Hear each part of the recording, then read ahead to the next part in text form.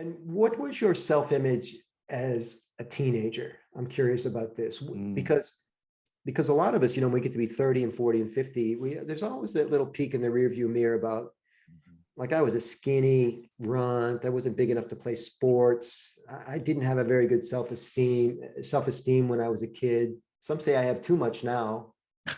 Where'd you come from?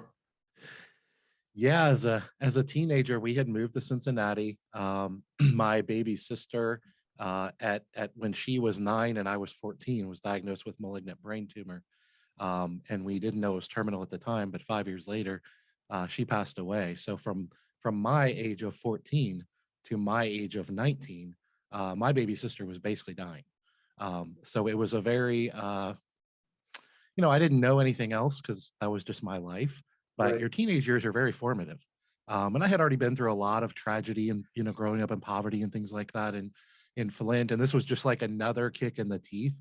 It just felt Yeah. like, my parents were grinders, they're hard workers. And they had kind of gotten us out of poverty, out of Flint, gotten us to like this lower middle class lifestyle where we weren't comfortable, but we were the least safe. And then bam, this hit our family. And so that was basically my teenage years, was my entire life revolved around my sister and what she needed and where we needed to go. And ultimately at 19, at the end of my teenage years, I sat in Children's Hospital in Cincinnati and watched my little sister take her last breaths. So that was my teenage years. And I didn't, I knew it was rough. I knew I was going through things that my friends weren't. But being 45 now and looking back on it, I'm just like, wow, like wow. It was powerful. There's a couple firsts in life that'll really shake your cage, and one of them is your first memory of someone close to you passing. Mhm.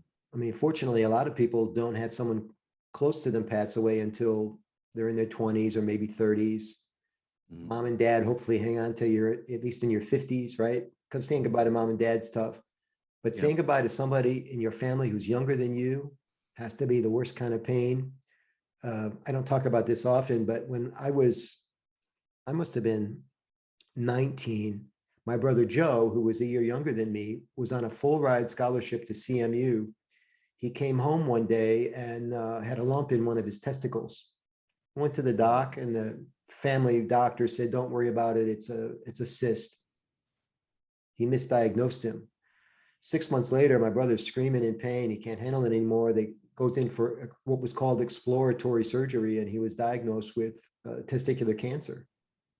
And he My didn't goodness. die, fortunately, but we lived on the edge there for 2 years, thinking he might die. Mhm. And I'll tell you what, and I can tell by looking in your eyes, man, you get a serious time management lesson when one of Yep. your siblings might be dying. I started thinking about myself and my time differently. I couldn't put all those lessons into play right away. Do you ever think about that? Like, that was some sort of a wake up call for you, and you didn't even know it? Yeah. No, I don't know if my brain was developed enough to fully grasp it, but Yeah. what I did know at a very young age, early teenage years, is, the stereotypical teenager thinks that they're bulletproof, right? Yeah. They're invincible. We kind of all do. It's just kind of a rite of passage, I guess. I didn't. I never did. Not a day in my life after my sister, because she was my baby sister. She was 5 years younger than me. Yeah. And like you said, you lose your grandparents or even your parents. That's like semi-natural, Right. order of the way it should work. Right. You're not like, when you're 14, you're not supposed to lose your 9-year-old baby sister. And I mean, she was 14 when she passed, but um, excuse me. The uh the lesson that I learned from that was from at a very, very young age, is that I wasn't invincible and that every day was precious. And I didn't really process it back then. I mean, I still was just the running around crazy teenager hanging out with my friends. But very 5 years is a long time. So it's not like every day we were crying that she was dying. I mean, there's Right. ups and downs. There was times when she went into remission and things like that, or supposed remission. And so we had hope, and then we didn't have hope, and all these different things. And it was a roller coaster. But really, if I could pull one life lesson out of that, it would be somewhere in the middle. My minister from our church, I was kind of feeling sorry for myself, and I asked him. I said, why do things like this happen? And he was like, there's a lot of reasons that these things happen. Yeah. And he never said any more. He was a very wise, didn't speak a whole lot of words, to be honest. But that, I don't know what it was, but that clicked with me. Yeah. And ever since then, I've been fascinated with the positive. Like one of the things my mom told me early on, is I was probably also feeling sorry for at least our family. And my mom said, just remember, we spent years in children's hospital, literally years. And you see a lot. I mean, you see a lot of bad stuff. You meet people and the next day they're gone and they're kids and it's hard. Yeah. And yeah, my mom told me one time, she said, just remember somebody always has it worse than us. Yeah. And I think those two things really stuck with me. So Yeah. whenever I go through adversity or have, and I've went through a lot more since then, I always remind myself somebody has it worse than me. And that's not really great advice to give someone else, Yeah. but it is pretty great advice to like internalize and try to, it'll kind of, I don't know what it does, but it kind of snaps my psyche.